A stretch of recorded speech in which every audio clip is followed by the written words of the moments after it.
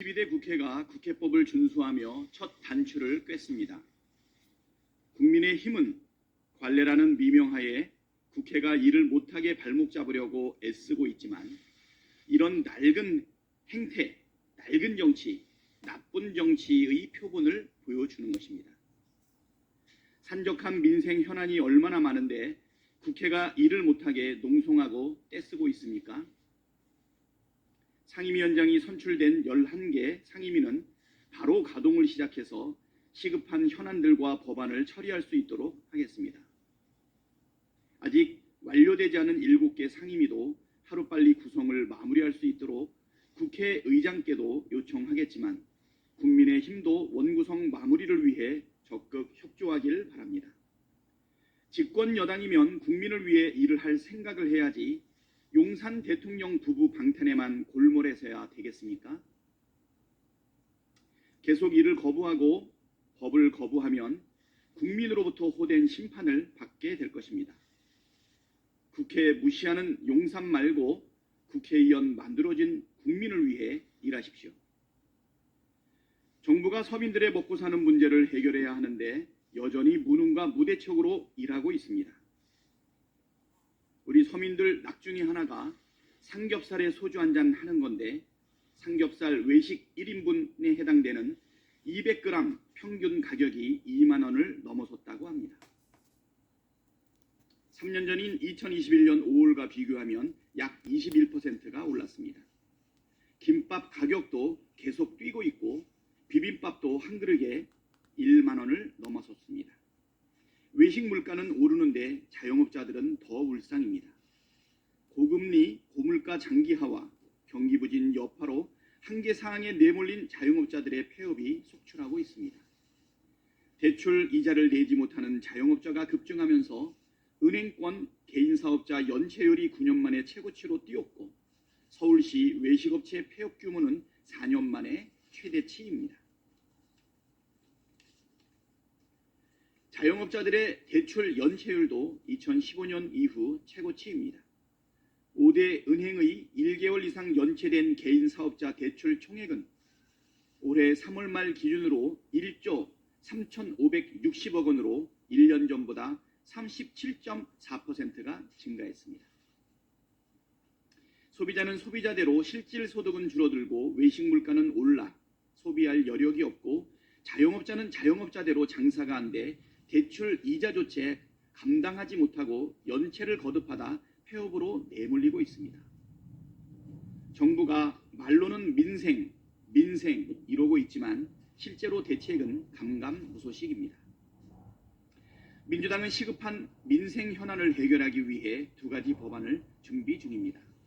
하나는 당론 1호 법안인 민생위기 극복 특별조치법이고 다른 하나는 코로나 시기에 대출받은 정책 자금에 대해서 장기 분할 상환하도록 하는 법안입니다.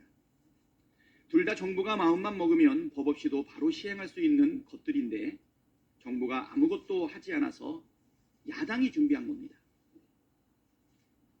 권한을 가지고 있으면 국민을 위해 써야지 국민이 고통받고 있는데 왜 멀쩡한 권한을 안 쓰고 묵히십니까?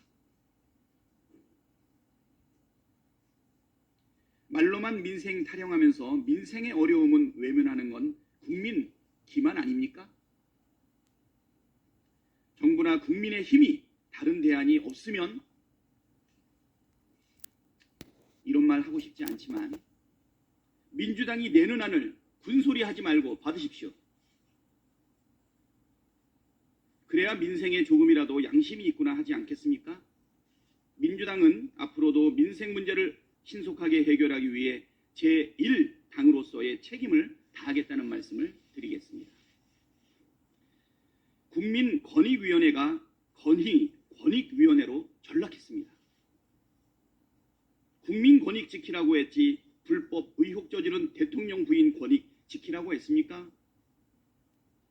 황당하고 어처구니가 없습니다. 대통령이 명품백 받은 사실을 언제 알았는지 알게 된 즉시 신고는 했는지 그 명품백은 어떻게 처리했는지 대가성은 있었는지 확인했습니까? 청탁금지법 위반 여부를 조사를 했더니 조사는 대충 하고 공공연하게 뇌물 받을 방법을 온 국민에게 알려주고 있으니 정말 한심합니다.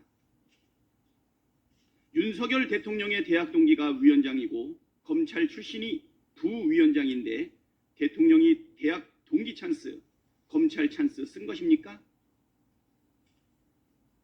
정말 그 방법이 합법입니까?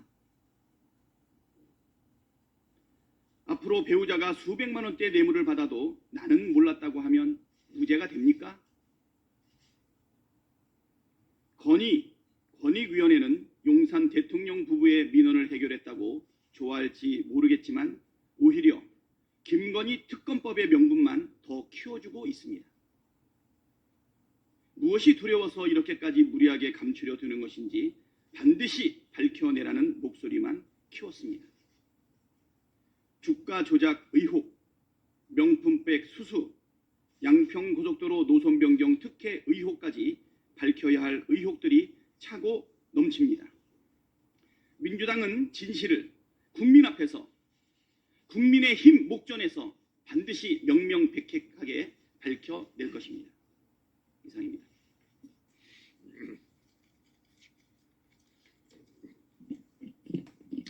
법이란 무엇인가? 독일의 법학자 엘리 네크는 법은 도덕의 최소한이다 라고 말했습니다. 이는 법은 도덕 중에서 필수적이고 강제적인 부분을 규정한다는 의미일 것입니다. 즉, 법을 지키지 않는다면 도덕적 비난뿐만 아니라 책임과 처벌을 면키 어렵다는 뜻입니다. 법은 강제성을 띱니다. 그래서 법은 국가 권력에 의하여 강제되는 사회 규범으로 정의하고 있습니다.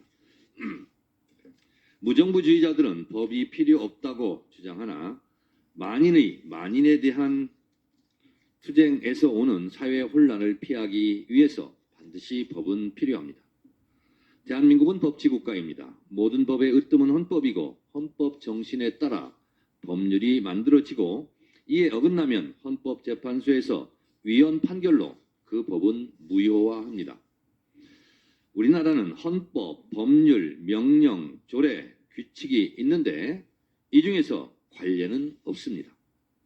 관례는 법적 용어도 아니고 반드시 지켜야 할 강제성과 구속력도 없습니다. 수많은 관례는 그래서 사회 변화 속에서 쉽게 깨지기도 합니다. 법으로 관례를 깰 수는 있어도 관례로 법을 깰 수는 없습니다. 법을 만드는 곳이 국회입니다. 국회의원은 4년마다 총선을 통해 뽑고 국회를 구성합니다. 총선에서 일석이라도 더 얻기 위해 각 정당이 총력전을 펼칩니다. 그 이유는 헌법 제49조에서 정한 다수결 원칙 때문에 그렇습니다. 이 다수결 원칙 때문에 다수당 과반 의석을 차지하기 위해 공천을 하고 공약을 하고 유권자 마음을 얻기 위해 최선의 노력을 다합니다. 국회는 다수당 출신이 국회의장을 맡습니다. 이 또한 다수결의 힘입니다. 이 다수결 원칙이 아니라면 총선에서 굳이 다수당이 되려고 노력할 필요가 있을까요? 그냥 여야가 가위바위보 해서 150대 150으로 의석을 나눠 가지면 되지 않겠습니까? 국회법은 협의이지 합의가 아닙니다. 최대한 협의하되 협의가 되지 않으면 다수결로 의사결정을 할 수밖에 없고 또 그래야 식물 국회를 면할 수 있고 그래야 일하는 국회로 국민의 기대에 부응할 수 있습니다. 국회의 의사결정 과정은 안건 상정, 안건 토론, 표결, 승복입니다. 승복하지 않는 자, 민주주의자가 아닙니다. 소수정당의 몽리로 모든 사안을 합의해야만 통과시킬 수 있다는 주장은 헌법과 국회법에 대한 몰이해이고 총선 부정, 총선 불복입니다. 국회법 제49조는 위원장은 위원회를 대표하고 의사를 정리하며 질서를 유지하고 사무를 감독한다라고 되어 있습니다. 국회법 52조 2항은 위원장이 필요하다고 인정할 때 위원회를 개의할 수 있다고 되어 있습니다. 더불어민주당은 국회법이 정한 대로 국회법에 따라 각 상임위를 열어 시급한 현안들을 시급하게 처리할 것입니다. 그것이 국회법을 준수하는 길입니다. 모든 상임위도 국회법을 잘 준수해야 하고 법사위는 더더욱 모범적으로 국회법을 준수해야 합니다. 법사위 현안인 최상병 특검 법안 등 법과 원칙에 따라 조속히 처리하겠습니다. 윤석열 대통령과 국민의힘은 합의 처리를 주장합니다. 윤석열 대통령은 합의 선출되었습니까? 야당과 합의 처리했습니까? 투표를 통해 0.73% 차이로 승리했지만 100% 독점적 행정 권력을 휘두르고 있지 않습니까? 윤석열 대통령은 야당과 합의해서 국정을 펼치고 있습니까? 오만과 독선, 검찰 독재, 경제 폭정과 외교 참사, 안보 불안 등으로 총선에서 심판을 받은 겁니다. 그 총선 민의가 현재의 국회 구성입니다. 국회 부정, 국회 거부권 행사는 총선 불복이자 국민 배신, 헌법 부정 행위입니다. 이런 정권 오래가지 못합니다. 헌법을 무시하고 헌법 위에 군림하려는 자, 헌법에 의해 처벌받고 국민을 무시하고 국민 위에서 군림하려는 자, 국민에 의해 끌려 내려올 것입니다. 윤석열 정권, 국민의힘, 법을 지킵시다.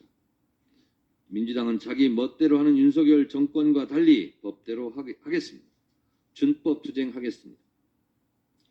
국민권익위원회가 국민권익위원회, 건의국리위원회로 희화되고 있습니다.